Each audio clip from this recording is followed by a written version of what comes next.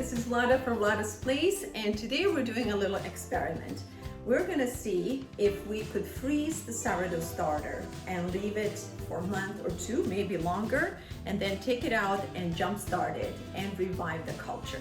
So months ago, I left this portion of sourdough starter in the freezer, and I'm taking it out today and I'm gonna try to revive it and see if in case I need to leave for a month or two, that I could store and freeze my sourdough starter and revive it once again when I need it. It smells really good, it smells healthy, and the bubbles seems to be active.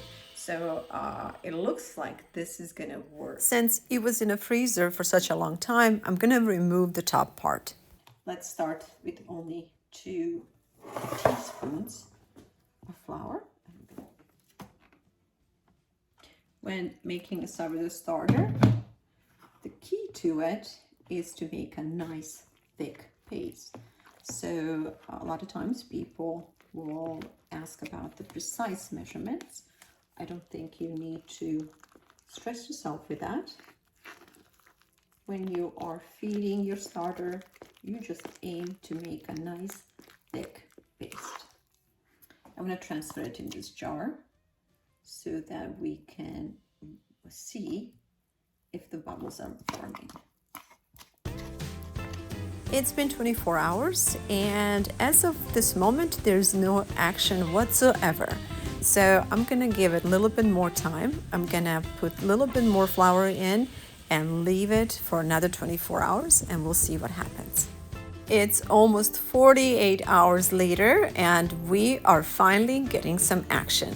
If you look from the top, you can see that starter has been rising, and also from side you can see these miniature bubbles slowly forming. So since this has finally activated, I'm going to use a little bit of this to start a brand new batch.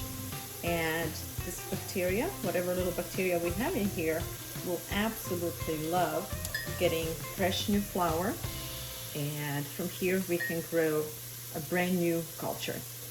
The rest I'm going to use to bake a new sourdough, and I have some old starter.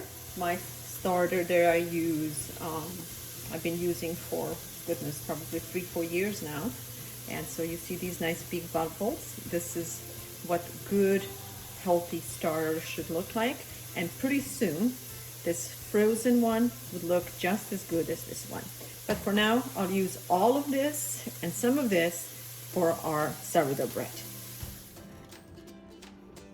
It's raining in California, and the weather is nice and cool, so it's perfect weather for baking bread.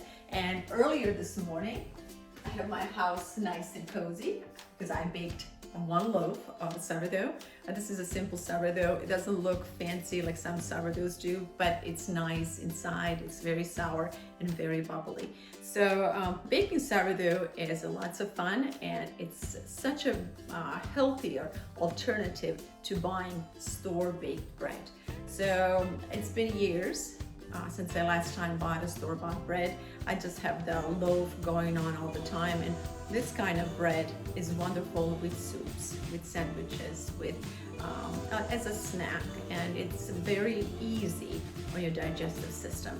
So I have a very sensitive stomach, and this bread, especially when it gets older and it's toasted, it really works well on my gut. For lunch today is a slice of this freshly baked sourdough bread with a big bowl of a chicken and pea stew.